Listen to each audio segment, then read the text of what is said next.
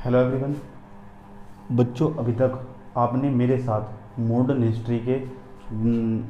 History के यानी राष्ट्रीय आंदोलन, भारतीय राष्ट्रीय आंदोलन के दूसरे चरण, जिसे हम उग्रवादी चरण 1905 से लेकर 1907 तक, जिसके अंतर्गत हम बहिष्कार और स्वदेशी आंदोलन पढ़ने वाले हैं, उसके अंतर्गत आपने उसका एक छोटा सा सेक्शन कवर किया था।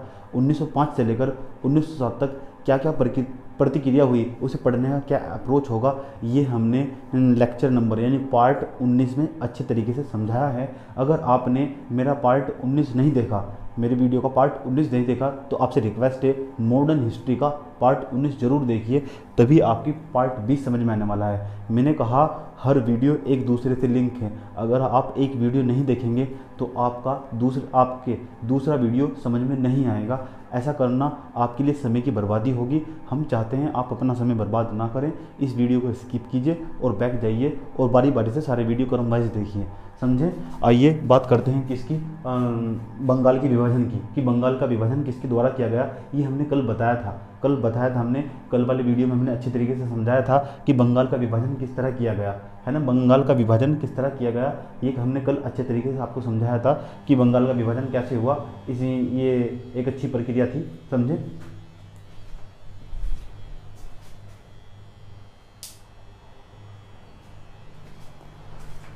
तो कल हमने आपको समझाने की कोशिश की कि बंगाल का विभाजन किस तरह हुआ। आज हम समझने की कोशिश करेंगे कि बंगाल के जो विभाजन हुआ था, है ना, उसके अंतर्गत क्या क्या प्रक्रियाएं थी, और उसे जानने की कोशिश करेंगे। मेरा पढ़ाने का वही अप्रोच है पुराने वाला। मैं जो समझाता हूँ उसके बाद मैं नोट्स बनवाता हूँ, ऐसा आपको कहीं नहीं मिलेगा। यानी पढ़ाना बहुत आसान होता है, समझाना ऊपर से फैक्ट रटवाना बहुत आसान है, लेकिन आप फैक्ट रट कर अब प्रश्न पत्र हल नहीं कर सकते।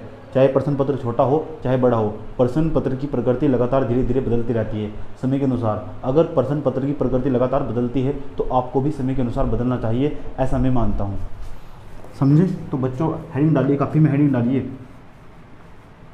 हमने आपको बताया था कि जो बंगाल का विभाजन था वो लॉर्ड कर्जन के द्वारा किया गया था, लेकिन ये विभाजन किया था किसने, किसके समय में हुआ था, लॉर्ड कर्जन के द्वारा किया था। किसने, फुल्लर ने ये विभाजन किया। उसके बाद हमने आपको बताया था जो बंगाल था हमारा, जो बंगाल का विभाजन हुआ था, बंगाल कुछ इस तरह विभाजित किया गया था। बंगाल का जो विभाजन था वो कुछ इस तरह दो तरीके से विभाजन किया गया था, यानी दो तरीके से। एक तरफ था हमारा पूर्वी बंगाल, एक तरफ था हमारा पश्चिम बंगाल।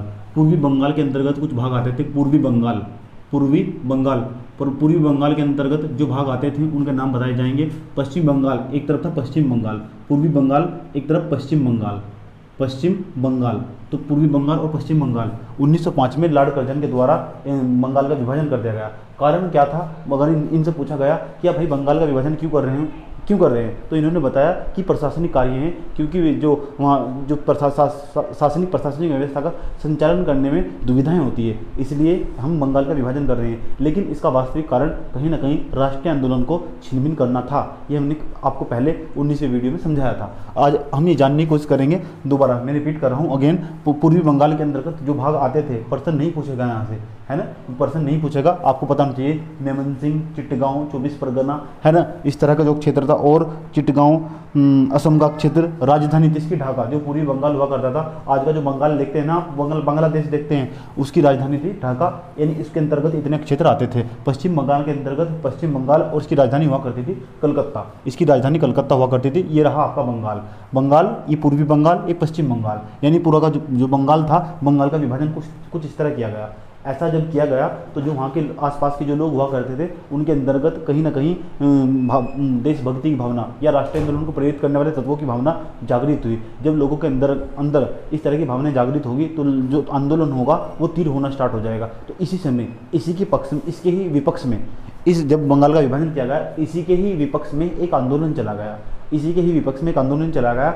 उस आंदोलन को आप बंग भंग आंदोलन या स्वदेशी आंदोलन या बहिष्कार आंदोलन के नाम से जानते हैं। आज आप मेरे संग वही पढ़ने वाले हैं। मैं आपको समझाऊंगा कि किस तरह बहिष्कार आंदोलन क्या होता है, कि बहिष्कार आंदोलन क्यों चला गया। ये तो पता लग गया होगा आपको, बहिष्कार आंदोलन या फिर बहिष्कार के आंदोलन के अंदर गत क्या हुआ था। स्वदेशी आंदोलन क्या है, बहिष्कार स्वदेशी आंदोलन दोनों एक ही चीज़। भंग आंदोलन क्या है, ये भी एक ही चीज़ है। तो आज जानने की कोशिश करेंगे आप कि किस तरह भंग आंदोलन चला गया।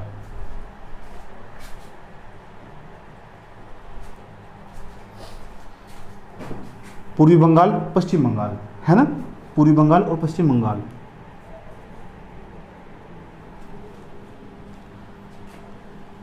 इसी समय जो भारत का सचिव था इसी समय जब बंगाल का विभाजन किया गया, इसी समय जो भारत का सचिव था वो था रिजले।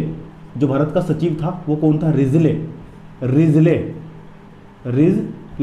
इसी समय जो भारत का सचिव था वो था रिजले। भारत का जो सचिव था वो कौन था? रिजले था भारत का सचिव।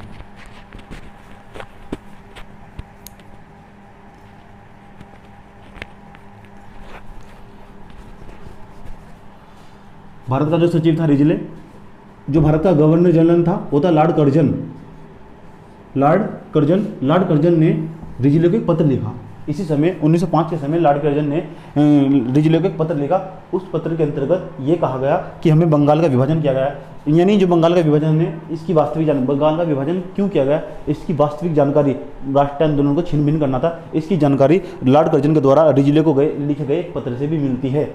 लॉर्ड कर्जन ने रिजले को एक पत्र लिखा था, लेकिन लॉर्ड कर्जन ने भारतीय लोगों को बताया था कि हम जो बंगाल का विभाजन कर रहे हैं वो प्रशासनिक कार्यों की देखरेख के लिए कर रहे हैं। ऐसा यानी लोगों को गुमराह किया गया था लॉर्ड कर्जन के द्वारा। लेकिन हमें इसकी वास्तविक जानकारी, इसका जो बंगाल का विभाजन था इसका एक ही अल्टीमेट गोल था, एक ही मकसद था, एक ही लक्ष्य था, इसका ऑब्जेक्टिव था, वो यही था कि लॉर्ड कर्जन के द्वारा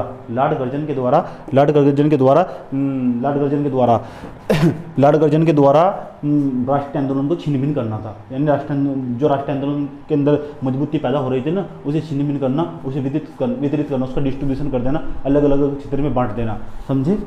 यानी उसे कमजोर करना, राष्ट्रीय आंदोलन को कमजोर करना था। लेकिन वो कमजोर होने वाला नहीं था, समझे। उसकी जड़ें 1757 के बाद से जुड़ी हुई थी। राष्ट्रीय आंदोलन की जड़ें आपने मेरे साथ पढ़ा पहले 1757 से जुड़ी हुई थी। तो जब कोई आंदोलन इतनी तीव्र गति के साथ चल रहा हो, अनेक प्रकार की सोसाइटियाँ बनी हो, तो आंदोलन टूटना मुश्किल ही नहीं, नामुमकिन हो जाता है। इस तरह का जो संगठन है, समझे। तो कांग्रेस भी एक इसी प्रकार का संगठन था। कांग्रेस ने किस तरह, कांग्रेस का सबसे बड़ा योगदान है राष्ट्रीय आंदोलन को आगे बढ़ाने में, क्योंकि महात्मा गांधी भी कांग्रेस के द्वारा ही जुड़े हुए थे, समझे। राष्ट्रीय आंदोलन को अगर राष्ट्रीय आंदोलन को प्रेरित करने का जो श्रेय दिया जाना चाहिए महात्मा गांधी को देना चाहिए। और महात्मा गांधी के साथ साथ कांग्रेस ने किस तरह राष्ट्रीय आंदोलन को आगे बढ़ाया, इसे कोई नहीं भूल सकता। ये 100% सच है, आपको भी समझना होगा, ठीक नहीं। अब आप जानने लगे हैं कि कांग्रेस का भारत को आज़ाद कराने में कितना बड़ा योगदान है। जैसे जैसे आप मेरे साथ पढ़ते जाएंगे तो आप कांग्रेस की सभी छवि समझ में आएंगी।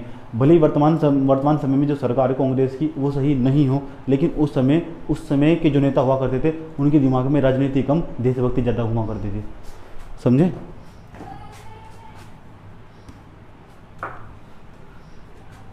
तो बंगाल का जो विभाजन था, बंगाल के विभाजन की घोषणा हुई।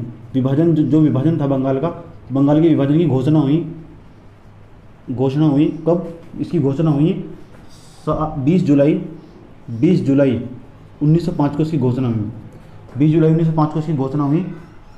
शिमला समझौता हुआ, एक शिमला समझौता, शिमला के अंतर्गत, है ना। बैठ के जो लॉर्ड कर्जन थे, रिजले थे, और जो हमारे यहाँ के दादा भाई नौरोजी थे, यानी बड़े बड़े जो नेता थे यहाँ से, इनके अंतर्गत भारत के लोगों तो कम ही बुलाया गया, लेकिन शिमला समझौता हुआ। शिमला में मीटिंग हुई, बैठक हुई, और इसके अंतर्गत बंगाल का विभाजन कर दिया गया, समझे। बंगाल का विभाजन कर दिया गया।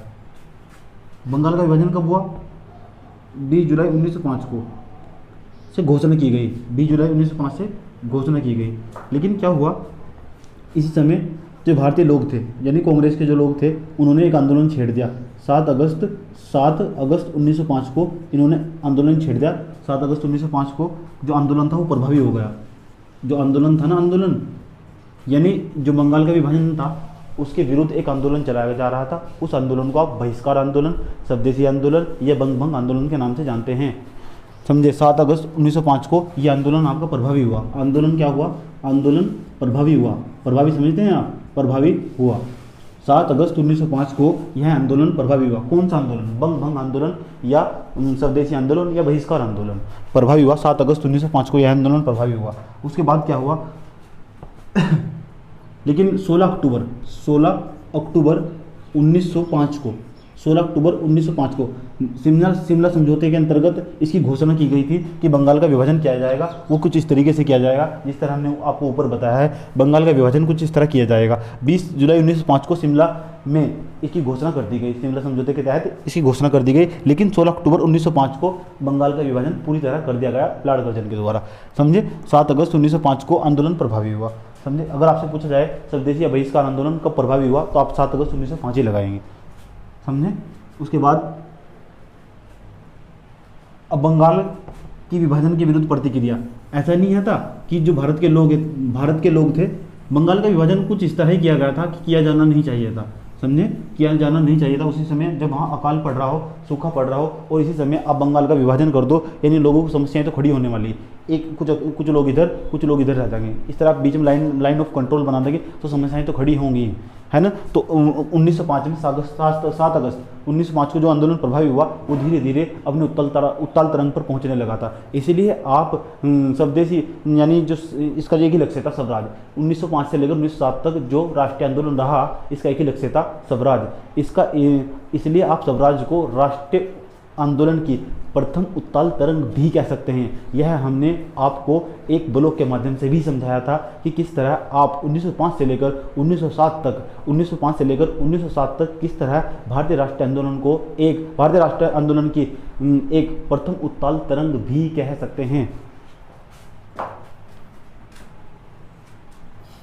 अब आपको पता होना चाहिए ब्रिटिशों की क्या प्रतिक्रिया थी बंगाल विभाजन के विरुद्ध। प्रतिक्रिया जो बंगाल का विभाजन किया गया उसके विरुद्ध प्रतिक्रिया भी होगी। ऐसा ही नहीं था कि केवल भारतीय लोगों ने ही प्रतिक्रिया की थी, भारतीय लोगों ने ही आंदोलन चलाया था। आपको बताऊं उस समय का जो अखबार हुआ करता था द हिंदू, या आप ऐसे कह सकते हैं द हिंदू, या न्यूज़पेपर या समाचार पत्र माध्यम हुआ करते थे। तो जो इंग्लैंड के लोग थे, संसद के अंदर बैठने वाले लोग थे, उन्होंने भी इसकी कटु आलोचना की कि बंगाल का विभाजन करना तार्किक नहीं है, यह गलत है, ऐसा किया नहीं जाना चाहिए था। और अलग अलग जो हमारे यहाँ के राष्ट्रीय इतिहासकार के प्रणेता है उन्होंने भी अलग अलग कमेंट और टिप्पणियाँ की। इसकी ये कमेंट और क्या टिप्पणियाँ की इनके बारे में भी आपको लिखना होगा, मेंस में काम आएगा।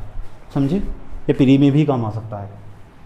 तो आप कॉपी मेटिंग बनाइए। बंगाल विभाजन के विरुद्ध प्रतिक्रिया, बंगाल विभाजन के विरुद्ध प्रतिक्रिया, बंगाल विभाजन के विरुद्ध प्रतिक्रिया, बंगाल विभाजन के विरुद्ध प्रतिक्रिया, बंगाल विभाजन के विरुद्ध प्रतिक्रिया, बंगाल विभाजन के विरुद्ध प्रतिक्रिया, बंगाल विभाजन के विरुद्ध प्रतिक्रिया। हेडिंग बनाइए बंगाल विभाजन के विरुद्ध प्रतिक्रिया। हेडिंग लिखने से पहले आपको हेडिंग का महत्व समझ में आना चाहिए, आपके दिमाग में खुद चले जाना चाहिए। जब आप हेडिंग लिखते हैं उससे पहले आना चाहिए कि हेडिंग क्यों बन रही है, क्या हेडिंग बन सकती है। बंगाल विभाजन के विरुद्ध प्रतिक्रिया, कि बंगाल का जब विभाजन हुआ उसके विरुद्ध क्या प्रतिक्रिया हुई, समझ में आना चाहिए क्या प्रतिक्रिया हुई। आइए जानते हैं। आपको बताऊँ बच्चों, आपको बताता हूँ। चलो, ब्रिटिश समाचार पत्रों की प्रतिक्रिया। ब्रिटिश प्रतिक्रिया तो ये हुई पहला कि एक तो चला बंग भंग आंदोलन, बंग आंदोलन चला गया, बंग भंग आंदोलन, और आप इसे बहिष्कार या स्वदेशी आंदोलन भी कह सकते हैं। आप नंबर फर्स्ट पॉइंट लिखिए, बंगाल विभाजन के विरुद्ध प्रतिक्रिया, बंग भंग आंदोलन स्वदेशी आंदोलन, या बंग भंग आंदोलन स्वदेशी आंदोलन, या बंग भंग स्वदेशी या बहिष्कार आंदोलन चलाया गया। चलिए सेकंड पॉइंट में आप लिखिए। सेकंड पॉइंट में फर्स्ट पॉइंट आपने लिख लिया होगा, सेकंड पॉइंट में लिखिए आप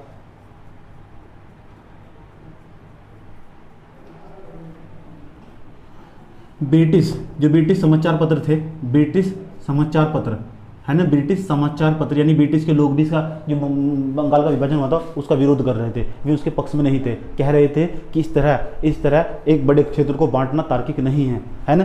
इसकी जानकारी ब्रिटिश समाचार पत्रों के माध्यम से हमें इसकी जानकारी मिली। ब्रिटिश समाचार पत्रों की भूमिका, ब्रिटिश समाचार पत्रों की भूमिका, ब्रिटिश समाचार पत्रों की भूमिका, ब्रिटिश समाचार पत्रों की प्रतिक्रिया, ब्रिटिश समाचार पत्रों की प्रतिक्रिया, ब्रिटिश समाचार पत्रों की प्रतिक्रिया। एक अखबार मिलता है इस समय, टाइम्स ऑफ इंडिया, आज भी आता है times of India, times of India. एक और अखबार आपका इंग्लिशमैन,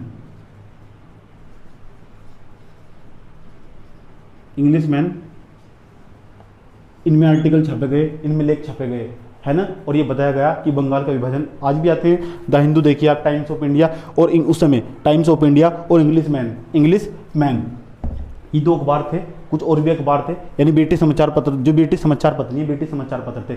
इन ब्रिटिश समाचार पत्रों के माध्यम से हमें जानकारी मिलती है। इसमें जो लेख छापे गए थे, आर्टिकल छापे गए थे, वे ब्रिटिश साम्राज्य के विरुद्ध प्रतिक्रिया दिखा रहे थे, ब्रिटिश साम्राज्य के विरुद्ध प्रतिक्रिया दिखा रहे थे, जिससे हमें यह पता चलता है कि ब्रिटिश लोगों ने भी, यानी अंग्रेजों ने भी यह माना, जो अंग्रेज पढ़े लिखे अंग्रेज थे, यानी जिनके अंदर भावनाएं थी, यानी जो लोगों को समझते, जैसे ए ह्यूम जैसे व्यक्ति थे, उन्होंने भारतीयों को समझा और ये बताया, कुछ आर्टिकल, कुछ मतलब लेख के माध्यम से यह बताने की कोशिश की कि बंगाल का विभाजन तार्किक नहीं है ना। आप लिख सकते हैं ब्रिटिश समाचार पत्रों के माध्यम से, टाइम्स ऑफ इंडिया जैसे, टाइम्स ऑफ इंडिया और इंग्लिशमैन जैसे समाचार पत्रों के माध्यम से यह बताया गया कि बंगाल का विभाजन का तरीका गलत था और इसके प्रतिक्रिया इसके प्रति जो प्रतिक्रिया हो रही है वो स्वाभाविक है, ऐसी प्रतिक्रिया होनी चाहिए, है ना, ऐसा होना चाहिए। मतलब इसके जो खिलाफ, जो बंगाल का विभाजन था उसके खिलाफ जो आंदोलन चलाया गया, बंग आंदोलन और स्वदेशी आंदोलन, बड़े क्षेत्र पर आंदोलन चलाया गया। और किस तरह आंदोलन चलाया गया आपको बताऊंगा। इंटरेस्टिंग कहानियाँ देखने को मिलती है। अभी बात करेंगे आपके संग बंग आंदोलन, है ना, बंग आंदोलन और स्वदेशी आंदोलन, इसकी बात करेंगे अभी आपको। तो आपको बताया गया कि इसके विरुद्ध जो प्रतिक्रिया चलाई गई, तो अंग्रेजों ने खुद ही बताया कि इस तरह का जो विभाजन किया गया ये तार्किक नहीं है, यह गलत है, इसकी जो विरुद्ध प्रतिक्रिया होनी थी वो स्वाभाविक है ना, ऐसी प्रतिक्रिया होनी चाहिए। और सुरेंद्र नाथ बनर्जी क्या कहते हैं? SN बनर्जी, सुरेंद्र नाथ बनर्जी, आप लिखिए। सुरेंद्र नाथ बनर्जी ने क्या कहा? सुरेंद्र नाथ बनर्जी ने इस मतलब बंगाल का विभाजन था, इसके खिलाफ क्या कहा? ये देखिए क्या कहा, यह एक भारी विपत्ति है, हमें इसका डटकर सामना करना होगा। यह एक भारी विपत्ति है, विपत्ति कहते हैं संकट को, एक ऐसी विपत्ति है जब बंगाल का विभाजन कर दिया गया। सुरेंद्र नाथ बनर्जी ने कमेंट किया और कहा, टिप्पणी की कि यह एक भारी विपत्ति है। वे भी समाचार पत्रों के माध्यम से जानकारी पहुंचाया करते थे। तो सुरेंद्र नाथ बनर्जी कहते हैं यह एक भारी विपत्ति है, हमें इसका डटकर सामना करना होगा। इस तरह के स्टेटमेंट भी आपको पता होने चाहिए। बंगाल के जब विभाजन हुआ उसके विरुद्ध प्रतिक्रिया दिखाई गई। बंगाल का विभाजन किसके द्वारा किया गया? लॉर्ड कर्जन के द्वारा। किसने किया? हुल्लर ने। समझे? कब हुआ? 7 अगस्त 1905 को। 7 अगस्त 1905 को बहिष्कार आंदोलन प्रारंभ हुआ। 16 अक्टूबर 1905 को इसका विभाजन कर दिया गया, बंगाल का विभाजन कर दिया गया। कल का जो वीडियो होगा, कल वीडियो होगा उसमें पूरी तरह जितना हमने अभी आपको समझाया है, कांग्रेस से लेकर अब तक उससे संबंधित पर्सन होंगे कि आपको पता लगना चाहिए कि पर्सन पेपर में किस तरह पूछे जा रहे हैं, है ना। आप अपने मार्ग से नहीं भटकेंगे ताकि आपको पता लग जाए ऑब्जेक्टिव पर्सन किस तरह पूछे जा रहे हैं, सब्जेक्टिव पर्सन हम आपको साथ साथ हल करा रहे हैं, समझे, ताकि आपकी प्रैक्टिस हो सके और आपको कोई बुक पढ़ने की आवश्यकता ना हो। सुरेंद्र नाथ बनर्जी आप लिख सकते हैं। एक और भारतीय पंडिता हैं, कृष्ण कुमार मिश्र। कृष्ण कुमार मिश्र जी क्या कहते हैं? कृष्ण कुमार मिश्र, इन्होंने स्टेटमेंट दिया। कृष्ण कुमार मिश्र ने स्टेटमेंट दिया। इन्होंने क्या कहा? इन्होंने कहा कि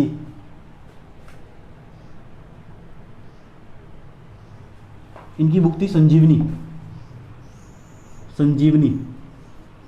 इनकी बुक थी संजीवनी। उसके अंतर्गत इन्होंने क्या कहा? बहिष्कार।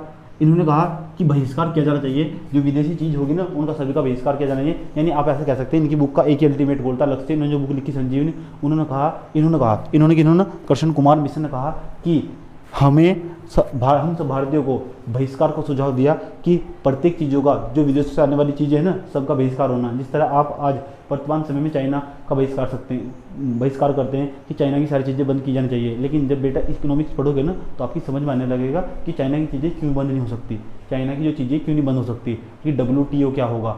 आज का जो इस हफ्ते का जो हमारा यही होगा ना, इस हफ्ते का जो हमारा स्पेशल टॉपिक होगा वो WTO होगा, वर्ल्ड ट्रेड ऑर्गेनाइजेशन होगा, शायद ऐसा होगा, या फिर कोई दूसरा संगठन लूँगा, समझे। तो आपके समझ में आने लगेगा तो ऐसा क्यों होता है। आप लिखिए बहिष्कार का सुझाव दिया। कृष्ण कुमार मिश्र संजीवनी बुक लिखी और इन्होंने इसके अंतर्गत बहिष्कार का सुझाव दिया, कि बहिष्कार आंदोलन का सुझाव दिया, आप ऐसे कह सकते हैं, समझे। अब आप काफ़ी हेडिंग बनाइए। आंदोलन की शुरुआत आपको पता होना चाहिए, आंदोलन की शुरुआत कहाँ से हुई, ये भी पेपर में प्रश्न पूछे जाते हैं। जो बहिष्कार आंदोलन, काफ़ी हेडिंग बनाइए, बहिष्कार या स्वदेशी आंदोलन या बंग आंदोलन। बहिष्कार आंदोलन, स्वदेशी आंदोलन भी कह सकते हैं, स्वदेशी आंदोलन, स्वदेशी आंदोलन 7 अगस्त 1905, 7 अगस्त 1905 को इसकी शुरुआत हुई। 7 अगस्त 1905 को इसकी शुरुआत हुई। आपसे पूछा जाए स्वदेशी आंदोलन की शुरुआत कब से मानी जाती है, तो 7 अगस्त 1905 से इसकी शुरुआत मानी जाती है। समझे। आपसे पूछा जाए कि इसकी शुरुआत कहाँ से हुई, टाउन हॉल की सभा से, टाउन कलकत्ता से, टाउन हॉल की सभा से, हॉल की सभा से। वैसे तो कांग्रेस के जो अधिवेशन थे में 25 दिसंबर से लेकर 28 दिसंबर तक बुलाए जाते थे, लेकिन इसी समय एक तत्कालिक मीटिंग बुलाई गई, तत्कालिक मीटिंग टाउन हॉल की सभा। यहाँ इतनी भीड़ हुई कि जो उसके बाहर यानी एक टेंट हुआ करता था, मतलब एक टीमें हुआ करती थी बड़ी बड़ी, उसके अंदर इतनी भीड़ हुई जब लोग इकट्ठा हुए स्वदेशी और बहिष्कार आंदोलन के पक्ष में कि ब्रिटिशों के विरुद्ध इस तरह का आंदोलन चलाया जाना चाहिए कि बाहर तक दूर ग्राउंड तक इतनी भीड़ हुई थी, दूर दूर तक भी मतलब दूर दूर तक भी बैठने की जगह नहीं थी, यानी लोग पेड़ पर चढ़कर बैठे थे जब टाउन हॉल की सभा हुई थी। टाउन हॉल की सभा से शुरुआत हुई, टाउन हॉल की सभा से शुरुआत हुई। चलिए, और अध्यक्ष कौन थे इसके, जो स्वदेशी आंदोलन चला गया, इसके अध्यक्ष कौन थे, इसके अध्यक्ष कौन थे,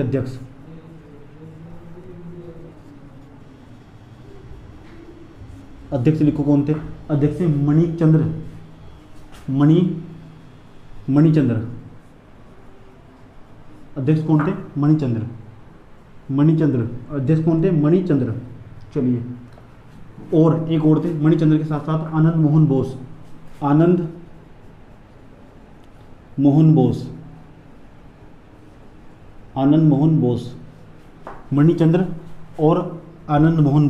मणिचंद्र और आनंद मोहन बोस जो स्वदेशी आंदोलन चला गया था उसके अध्यक्ष थे, है ना, जब टाउन हॉल की सभा हुई थी। चलिए,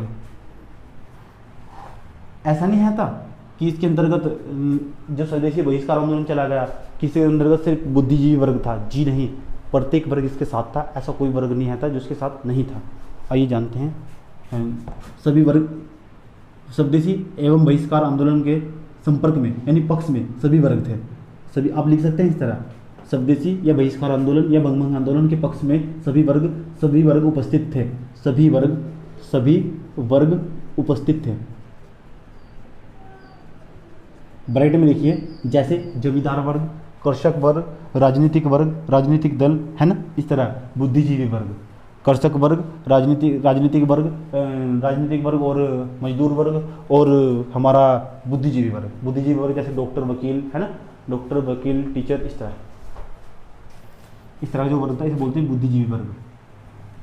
इसी समय जो 7 अगस्त 1905 का दिन था ना, जब बंगाल का विभाजन कर दिया गया, तो जो 7 अगस्त 1905 को जब सभा हुई थी, तो जो ये दिवस था ना 7 अगस्त 1905 जब ये आंदोलन प्रारंभ हुआ, तो इस दिवस को राखी दिवस के रूप में मनाया गया। यानी प्रत्येक व्यक्ति न लड़का एक दूसरे का राखी बांधी और एकता का प्रतीक दिखाया, है ना, एक दूसरे का राखी बांधी और बताया हम सब भाई बंधु हैं, है ना, हमारे अंदर आज ये फेडरलिज्म है ना, फेडरलिज्म, भाई बंधुत्व की जो भावना है उसके अंदर दिखाई देती है। तो इन्होंने क्या किया, इस दिवस को 7 अगस्त 1905 को राखी दिवस के रूप में मनाते हैं। राखी दिवस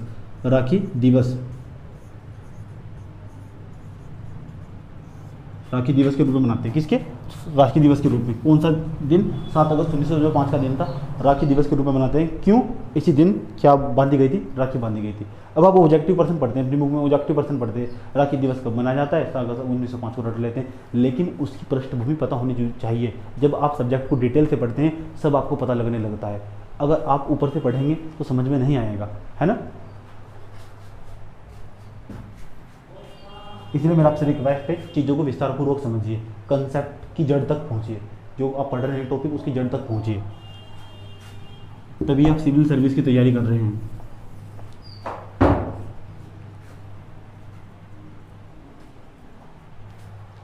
जो स्वदेशी और बहिष्कार आंदोलन था, जब भी स्वदेशी बहिष्कार आंदोलन चलाया गया, तो आपको पता होना चाहिए इसके अंतर्गत ये पता कि इसके अंतर्गत पूरे देश के अंतर्गत स्वदेशी आंदोलन और बहिष्कार आंदोलन अखिल भारतीय आंदोलन नहीं था। जब तक महात्मा गांधी नहीं आएंगे 1915 से पहले कोई भी आंदोलन अखिल भारतीय आंदोलन नहीं होगा, लेकिन बड़े स्तर पर था। तो कहीं ना कहीं राष्ट्रीय आंदोलन को उत्प्रेरित तो किया ही, यानी लोगों के अंदर एक भावना तो प्रेरित की ही, तभी तो इसको स्वदेशी बहिष्कार आंदोलन को आप राष्ट्रीय आंदोलन की प्रथम उत्ताल तरंग कहते हैं। ऐसा नहीं कहते, राष्ट्रीय आंदोलन की प्रथम उत्ताल तरंग कहते हैं। 1905 से लेकर 1907 का जो समय था, किस तरह 1905 से लेकर 1907 का जो समय था, आप देखेंगे 1907 में जो सूरत अधिवेशन होगा, किस तरह जो कांग्रेस थी वो 2 दल में बट जाएगी, गर्म दल और नरम दल। हम आपको समझाएंगे। तो बात कर रहे थे किसकी बच्चों, बात कर रहे थे किसकी, कि जो स्वदेशी और बहिष्कार आंदोलन था, स्वदेशी और बहिष्कार आंदोलन जब चलाया गया, तो तो स्वदेशी बहिष्कार आंदोलन चलाने के लिए कुछ समितियों की जरूरत थी। अलग अलग क्षेत्र में अलग अलग 17 प्रकार की गोपनीय समितियां बनाई गई थी ताकि वे नज़र रख सके कोई व्यक्ति चाइनीज वस्तु, जिस तरह चाइनीज वस्तु ना कहते हुए कि विदेशी वस्तु, इंग्लैंड से आने वाली वस्तुओं को यूज़ तो नहीं कर रहा है नहीं, उस पर नज़र रखते थे और उसका बहिष्कार किया करते थे। यानी जिम वाले लड़के होते हैं ना, अच्छे हट्टे कट्टे लड़के हुआ करते थे और वे जाते थे, देखते थे कि कोई विदेशी वस्तुओं को, जो भारतीय लोगों विदेशी वस्तुओं को खरीद तो नहीं रहा है, विदेशी वस्तुओं को, इंग्लैंड से आने वस्तुओं को इस्तेमाल तो नहीं कर रहा है, यानी बहिष्कार आंदोलन में सहयोग दे रहा है या नहीं दे रहा है। इस तरह की 17 गोपनीय समिति बनाई गई थी जब टाउन हॉल की सभा हुई थी। समझे? आइए 17 प्रकार की गोपनीय समिति आप याद भी नहीं रख सकते, लेकिन कुछ प्रमुख समितियां और उनके अध्यक्ष याद रखना और उनका काम भी याद रखना बहुत ज़्यादा जरूरी है। तो आप इस तरह 3 बॉक्स बनाइए, 1, 2 और 3 बॉक्स बनाइए। एक बॉक्स में लिखिए, सबसे ऊपर लिखिए 17 गोपनीय समिति, ये 17 आधार संगठन या 17 गोपनीय समिति, आधार संगठन ब्रैकेट में लिखिए, आधार संगठन या 17 गोपनीय समिति, इस तरह लिखिए 17 गोपनीय समिति या आधार संगठन।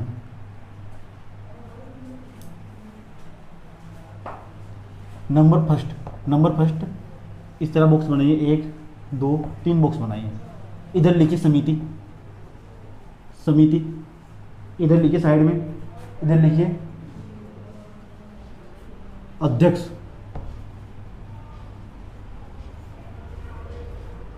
इधर लिखिए विशेष कुछ खास बात। ऐसा करने से आपको याद होगा। नंबर फर्स्ट जो समिति आपको बताने वाले हैं, फिर अध्यक्ष लिखिएगा, फिर विशेष लिखिएगा। पहला आप समिति लिखिए, फिर अध्यक्ष, फिर लिखिए विशेष। नंबर फर्स्ट आप जो लिखेंगे उसमें होगा अनुशीलन समिति। आप लिखिए नंबर 1 अनुशीलन समिति 1903, ये बनाई गई आपकी 1903 में बनाई गई। अनुशीलन समिति 1903 में बनाई गई। समझे? ये इन्हीं जो समितियाँ थी, इन समितियों ने योगदान दिया। कुछ समितियाँ पहले से थी, कुछ समितियाँ बाद में बनाई गई। समझे? तो अनुशीलन समिति 1903। अध्यक्ष लिखिए पी एन मित्तल पूछे जाते हैं सारे, मित्तल। अनुशीलन समिति पी एन मित्तल। और विशेष लिखिए साइड में,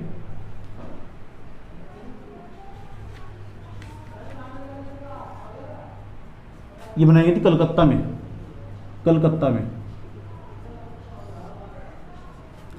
नंबर दो ढाका की अनुशीलन समिति, ढाका की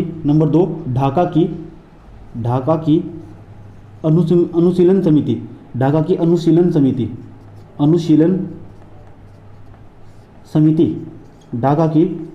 समिति। उसके बाद ये बनाई गई 1904 में। 1904 में ढाका की अनुशीलन समिति 1904। साइड में लिखिए पुलिस दास, अध्यक्ष थे पुलिन दास लिखो, पुलिन दास, इनका नाम है पुलिन दास। नंबर तीसरी जो ये आपको याद रखनी है, पेपर में पूछ जाती है, स्वदेशी बांधव समिति।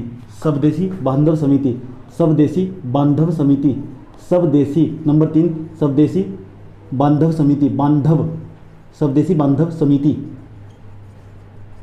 स्वदेशी बांधव समिति। इसके जो अध्यक्ष थे, अध्यक्ष का नाम लिखिए अश्वनी कुमार दत्त। कई बार पेपर में पूछा गया है कि जो स्वदेशी बांधव समिति थी वो किसके द्वारा बनाई गई थी। स्वदेशी बांधव समिति किसके द्वारा बनाई गई थी? अश्वनी कुमार दत्त, जो इसका अध्यक्ष है, उसके द्वारा बनाई गई थी। समझे? लेकिन सर्वाधिक लोकप्रिय थी, इसलिए इसका नाम पेपर में पूछा जा सकता है। विशेष में लिखिए, विशेष में नंबर 3, यह सर्वाधिक लोकप्रिय थी। जो तीसरे नंबर की आपको समिति बताई है, यह सर्वाधिक लोकप्रिय थी। आप लिखिए इसमें, यह सर्वाधिक लोकप्रिय थी। कौन सी?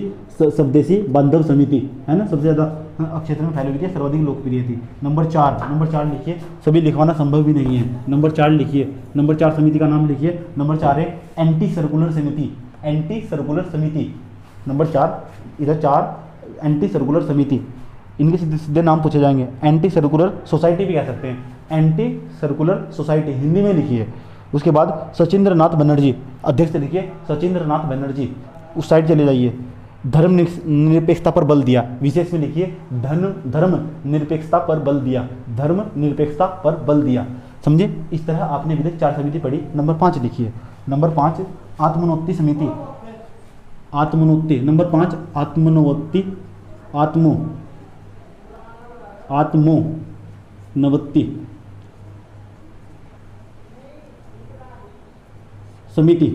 आत्मोन्नति समिति। ये बनाई गई आपकी 1905 में। विपिन बिहारी गांगुली, ये बनाई गई विपिन बिहारी गांगुली के द्वारा, विशेष कुछ नहीं। Vipin Bihari Ganguly, Vipin Bihari Ganguly. Dawn society, number 6 Dawn society 1905 में सतीश चंद्र मुखर्जी, सतीश चंद्र मुखर्जी, ये किसके लिए थी? शिक्षा के लिए थी। शिक्षा के लिए लोगों को शिक्षा दी जाती थी, है ना, शिक्षा के लिए थी। ये समिति और उनके अध्यक्ष के नाम पूछता है केवल, समिति और उनके अध्यक्ष के नाम पूछता है। ये हमने आपको बताया, ये कुछ समितियाँ थी, छोटी छोटी समितियाँ थी। अब आपको पता होना चाहिए, अभी तक आपने मेरे साथ स्वदेशी और बहिष्कार आंदोलन पढ़ लिया। स्वदेशी और बहिष्कार आंदोलन पढ़ने के पश्चात मैं आपको कुछ सामाजिक आधार बताता हूँ, कुछ सामाजिक आधार बताता हूँ। कॉपी में हेडिंग बनाइए कि जो हमारा उग्रवादी चरण था उसका सामाजिक आधार क्या था। तो कॉपी में हेडिंग बनाइए उग्रवादी चरण का सामाजिक आधार, या आप कॉपी में हेडिंग बना सकते हैं केवल सामाजिक आधार, यानी सोशल बेस, सोशल बैकग्राउंड, ये सामाजिक आधार भी कह सकते हैं। सामाजिक आधार बताइए क्या था इसका, सामाजिक आधार क्या था, पता होना चाहिए कि जो स्वदेशी बहिष्कार आंदोलन था, है ना, उसके लोगों की जो हम भारतीय लोग थे उसकी क्या प्रतिक्रिया थी, कैसा सोचते थे वे, कैसा उनका बैकग्राउंड था, समाज क्या सोचता था, इसे बोलते सामाजिक आधार, है ना। इस आंदोलन के बारे में समाज क्या सोचता था। तो आप कॉपी में हेडिंग बनाइए सामाजिक आधार। सामाजिक आधार मेंस में लिखने में काम आएगा, मेंस का जो पेपर होगा लिखने में काम आएगा। अगर आप मेरे वीडियो बारी बारी से देखते जाते हैं, पीरी कभी नहीं बचेगा। मैं आपको इतना समझाऊंगा, प्रत्येक सब्जेक्ट को पीरी कभी नहीं बचेगा किसी भी एग्जाम का, समझे। क्योंकि मैं आपको परंपरागत सिलेबस पढ़ा रहा हूँ, वो सिलेबस यानी ट्रेडिशनल सिलेबस जो सभी बच्चों को पढ़ना चाहिए, मैं आपको वो सिलेबस समझा रहा हूँ। इसके बाद मैं हिंदी स्टार्ट करने वाला हूँ। सामाजिक आधार, सामाजिक आधार, सामाजिक आधार, सामाजिक आधार आपको पता होना चाहिए। इंटरेस्टिंग कहानियाँ आप लिखिए इसमें। हिंदू वर्ग आपको बताना चाहिए, हिंदू, मुस्लिम, जमींदार, मजदूर, कृषक। मेमन सिंह के मोचियों ने विदेशी जूता से इनकार कर दिया।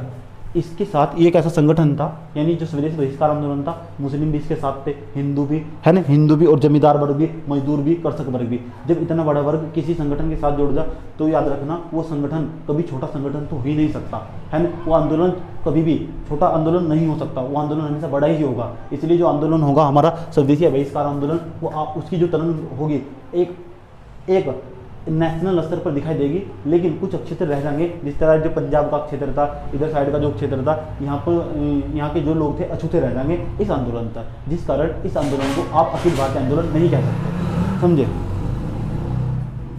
मेमन सिंह, अब देखो क्या हुआ, स्वदेशी और बहिष्कार आंदोलन को इस तरह प्रेरित किया गया, सारे लोग इससे जुड़ते चले गए, कहने लगे हम कभी भी विदेशी चीज़ों को इस्तेमाल नहीं करने वाले, हमें विदेशी चीज़ नहीं चाहिए। उन्होंने साफ मना कर दिया। जो हमारे भारतीय लोग थे, मेमन सिंह के जो मोची हुआ करते थे, है ना, मेमन सिंह जानते हो, एक क्षेत्र था, उसके जो मोची हुआ करते थे, उन सबों ने पूरे शहर के जो मोची थे उन्होंने मना कर दिया कि जो भारत चमड़ा, वो भारत जो चमड़ा आगा, आज भी इंग्लैंड से आता है ना, इंग्लैंड से जो चमड़ा आगा, हम उससे कभी जूते नहीं बनाएंगे, है ना, हम अपने यहाँ की चप्पल पहनेंगे, लेकिन जूते बनाना पसंद नहीं करेंगे। मेमन सिंह के मोचियों ने क्या किया, जूता हुआ करता था उसे बनाने से मना कर दिया, विदेशी जूता बनाने से मना कर दिया।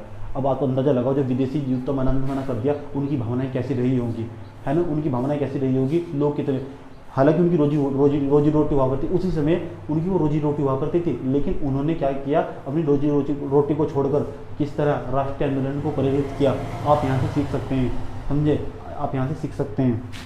उसके बाद नंबर दो देखो, एक इंटरेस्टिंग मामला बताता हूँ आपको। फरीदपुर के धोबी थे, फरीदपुर एक जगह थी, फरीदपुर के जो धोबी हुआ करते थे, उन्होंने विदेशी वस्त्र, यानी जो अंग्रेजों के वस्त्र थे ना, उन्होंने धोने से मना कर दिया। आप अंदाजा लगाओ, देखो, है अंदाजा लगाओ कितनी देशभक्ति की भावना, उन लोगों के अंदर कितनी देशभक्ति की भावना होगी। हालांकि उनकी रोजी रोटी हुआ करती थी, लेकिन रोजी रोटी छोड़कर राष्ट्रीय आंदोलन को प्रेरित किया। ऐसे इंसान होने चाहिए। आजकल ऐसी देशभक्ति की भावना आपके देश के अंदर कम दिखाई देगी, है ना, टीवी और न्यूज़ पर ज़्यादा दिखाई देगी ऐसी देशभक्ति की भावना। लेकिन अगर पहले तुलना की जाए, लेकिन लोग अपना रोजगार नहीं छोड़ने के देश के लिए, समझे। फरीदपुर के धोबियों ने क्या किया, उसी समय जो विदेशी वस्त्र हुआ करते थे उन्हें धोने से मना कर दिया। आप लिख सकते हैं, फरीदपुर के धोबियों ने विदेशी वस्त्र को धोने से मना कर दिया। एक हुआ करते थे रसोईया घर किसे बोलते हैं, जो एक दूसरे के, जो अंग्रेजों के यहाँ खाना बनाने के लिए जाते थे, अंग्रेज जो क्या किसी बड़े व्यक्ति के यहाँ खाना बनाने जाते थे, तो रसोई के अंदर, किचन के अंदर बहुत चीज़ ऐसी होगी जो विदेशी होगी, तो जो रसोईया घर थे उन्होंने खाना बनाने से मना कर दिया, अगर हम आपके यहाँ खाना बनाने नहीं आएंगे, अगर किचन के अंदर क्या होगा, किचन के अंदर कोई भी विदेशी चीज़ पाएगी, अब आप अंदाजा लगाओ क्या होने वाला, देश का क्या होने वाला। तो ये इसे कहते हैं स्वदेशी बहिष्कार आंदोलन, स्वदेशी अपनाओ देश बचाओ, स्वदेशी बनाओ अपनाओ देश बचाओ। आप इस समय को इस नारे को नहीं दे सकते, यूँ नहीं है कि आत्मनिर्भर भारत, ये आत्मनिर्भर भारत, आप कभी भी किसी चीज़ में आत्मनिर्भर नहीं हो सकते, इसके लिए आपको बहुत मेहनत करनी होगी, है नहीं। मैंने बताया आपको जानबूझ के बेवकूफ़ बनाया गया, WTO बनाया गया आपके लिए, वर्ल्ड ट्रेड ऑर्गेनाइजेशन, आप जानबूझ के बेवकूफ़ बनाया गया आपको, है नहीं। IMF बनाया गया, वो आपके लिए नहीं है था, आपको प्रेशर डाला गया। इकोनॉमिक्स पढ़ोगे तो समझ में आएगा आपको। आत्मनिर्भर भारत ऐसे नहीं बन सकता। आत्मनिर्भर भारत के पास आज भी एक ही चीज़ की कमी, तकनीक की, वो नहीं है, स्किलफुल तकनीक है ही नहीं। कागजों के अंदर की दिखाई देगी, इतने सारे इंजीनियर फिर चारों तरफ, इनके अंदर स्किल नहीं है ना, समझे। फरीदपुर के धोबियों ने, समझे, तो इतिहास पढ़ने का हमारा यही मतलब है कि वर्तमान में क्या सीख सकते हैं। फरीदपुर उनके धोबियों ने क्या किया, जो विदेशी वस्त्र हुआ करते थे उन्हें धुलने से मना कर दिया। चलिए, पंडितों ने प्रसाद में चीनी का प्रयोग करने की बात,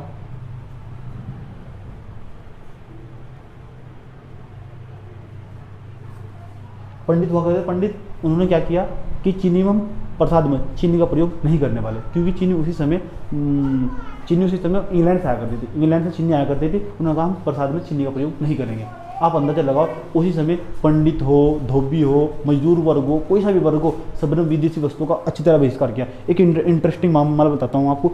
सुरेंद्र नाथ बनर्जी की एक नातिन थी, नातिन कहते हैं पोती को, है ना। उन्होंने क्या किया, उन्होंने उसी समय, तो उसके दादाजी जूता लेकर आए, तो उन्होंने क्या किया, विदेशी जो छोटी बच्ची कितनी रही होगी, अंदाजा लगाओ, है छोटी सी बच्ची 4 साल की बच्ची कितनी रही होगी, उसने विदेशी जूता पहनने से इनकार कर दिया। आप अंदाजा लगाओ वो आंदोलन कितना, जो स्वदेशी बहिष्कार आंदोलन, स्वदेशी आंदोलन कितना उत्ताल रहा होगा, कैसी भावना रही होगी लोगों की कि पहनना तो पहनना नहीं, विदेशी वस्त्रों को पहनना तो पहनना नहीं, विदेशी चीज़ को इस्तेमाल करना नहीं तो करना नहीं, कैसी भावनाएं रही होंगी उनकी।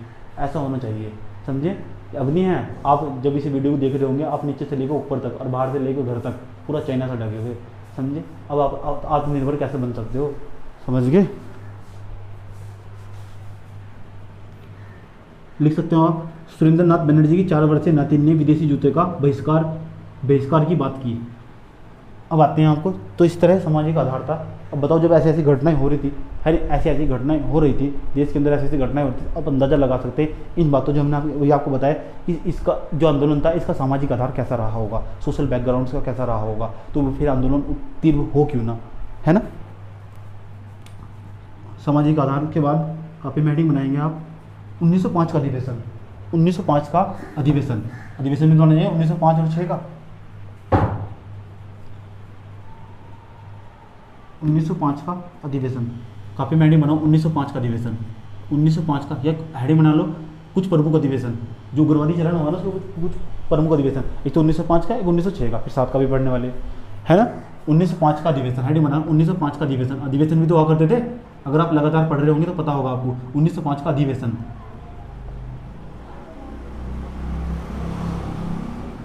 1905 का अधिवेशन। वीडियो को बारी बारी से देखिए, बीच में से देखेंगे समझ में नहीं आएगा, समस्या आपके लिए खड़ी हो जाएगी।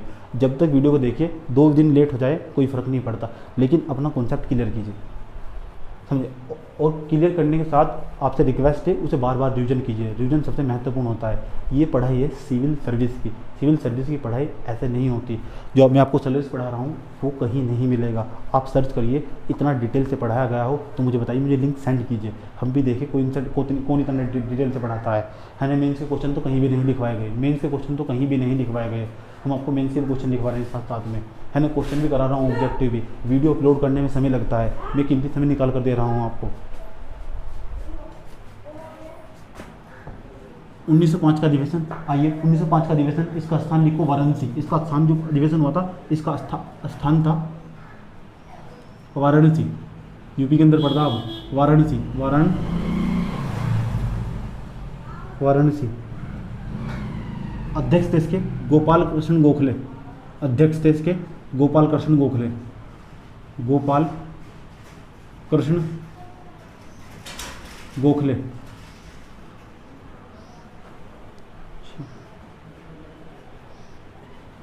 तो जब कांग्रेस का अधिवेशन हुआ उसके अंतर्गत बहिष्कार प्रस्ताव भी तो पेश किया जाना चाहिए, कि इस साल की आपकी प्रतिक्रिया क्या होने वाली। बैठक में यही तो हुआ करता था, जो कांग्रेस का अधिवेशन हुआ करता था उसमें क्या बातें हुआ करती थी कि इस बार हम बहिष्कार प्रस्ताव पेश किया गया है ना। बहिष्कार जो प्रस्ताव पेश किया गया मदन मोहन मालवीय के द्वारा पेश किया गया, ये बात आपको पता होनी चाहिए। मदन मोहन मालवीय के द्वारा, मदन मोहन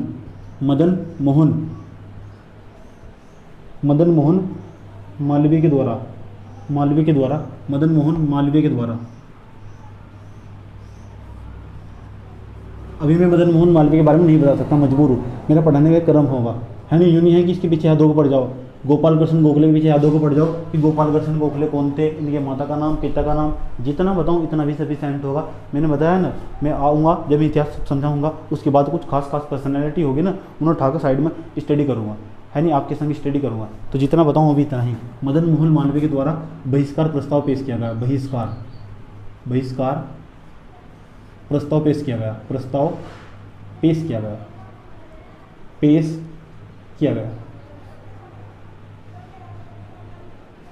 बहिष्कार प्रस्ताव पेश किया गया किसके द्वारा? मदन मोहन मालवीय के द्वारा। चलिए, बहुत अच्छी बात। इसी अधिवेशन में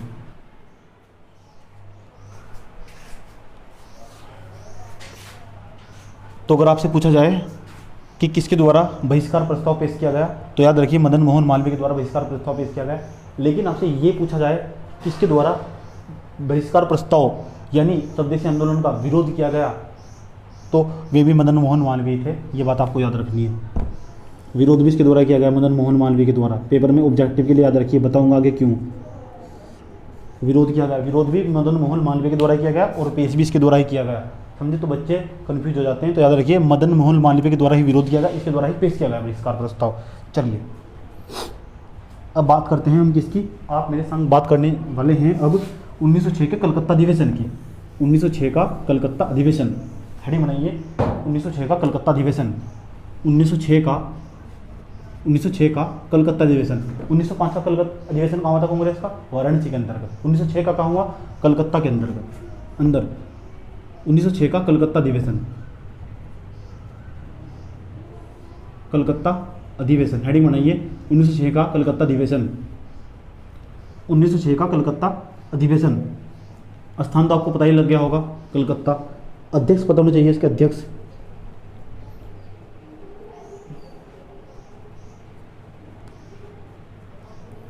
गोपाल कृष्ण गोखले, दादा भाई नौरोजी। गोपाल कृष्ण गोखले और दादा भाई नौरोजी अध्यक्ष लिखिए इसके। अध्यक्ष थे इसके, अध्यक्ष गोपाल कृष्ण गोखले और दादा भाई नौरोजी। बुक से मत पढ़िएगा, जो मैं बता रहा हूँ वो लिखिए, समझे? वो सफिशिएंट नोट है, वो नोट से जो हमने आपको समझाया है वो 7 बुकों को पढ़ने के पश्चात लिखा गया है, समझिए। तो अध्यक्ष आप यहाँ लिखिए दादा भाई नौरोजी, गोपाल कृष्ण गोखले पर टिक लगाइएगा। जो उसके बाद ये पेश किया, इस समय जो बहिष्कार प्रस्ताव पेश किया गया 1906 में, बहिष्कार प्रस्ताव पेश किया गया, वो पेश किया गया आपका अंबिका चरण मजूमदार पेश किया गया। जो बहिष्कार प्रस्ताव यानी कि बहिष्कार प्रस्ताव पेश किया गया किसके द्वारा? अंबिका चरण मजूमदार, अंबिका चरण मजूमदार, अंबिका चरण मजूमदार, अंबिका चरण मजूमदार। समर्थन में कौन था इसका? समर्थन में, इसके समर्थन में थे विपिन चंद्र पाल, बुक भी लिखी इन्होंने, विपिन चंद्र पाल। बुक आती है इनकी, मॉडर्न इंडिया की, बहुत अच्छी बुक है, पढ़ना समय लगे तो इसे ही पढ़ लो। लेकिन स्वदेशी प्रस्ताव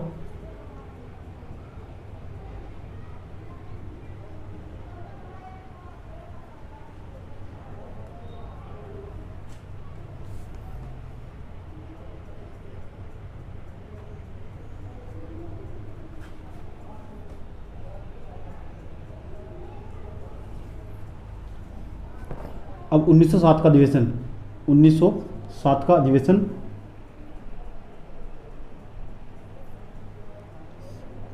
इस सूरत के अंदर हुआ। पी आनंद चार्लू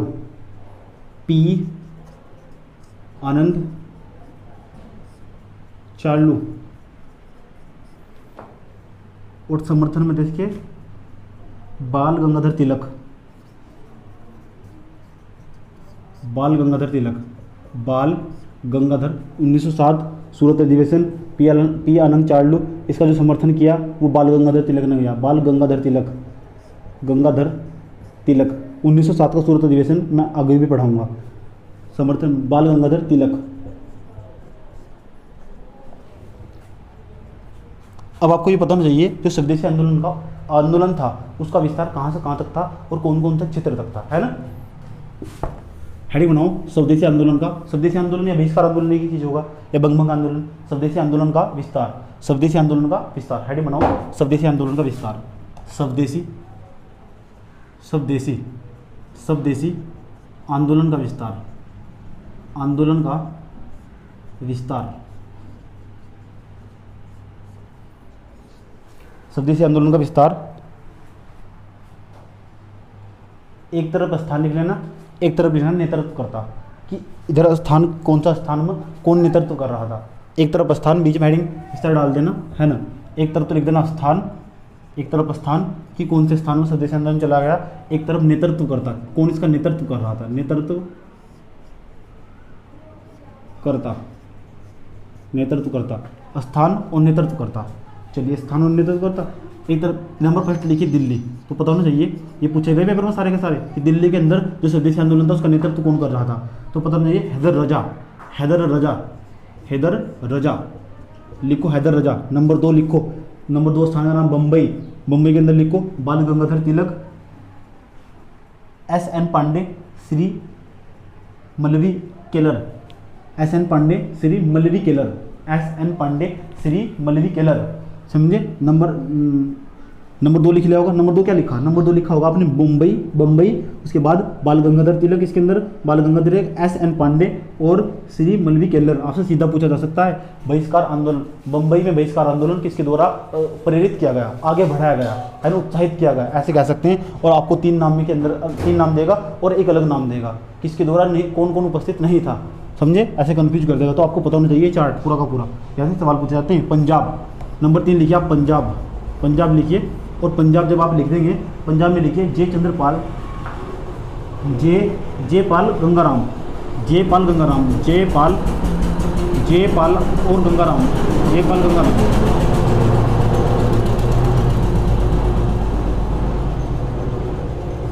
जे पाल गंगाराम,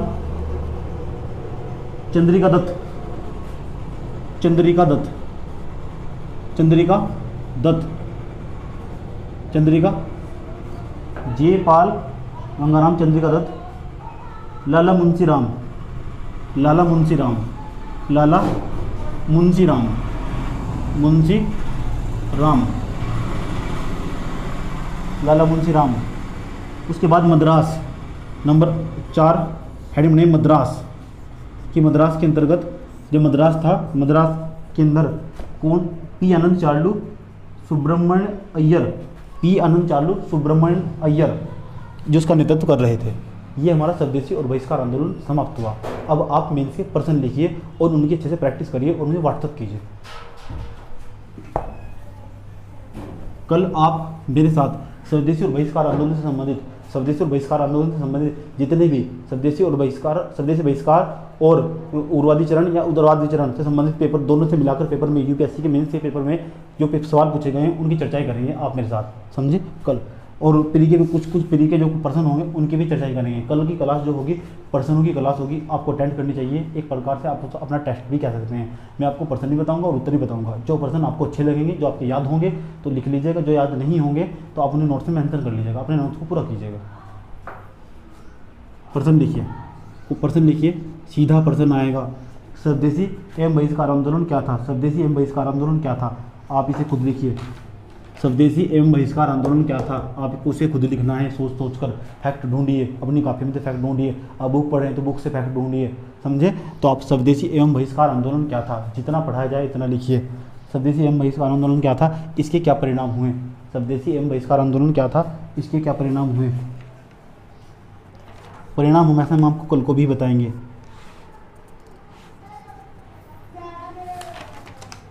अभी ये ख़त्म नहीं हुआ है, समझे।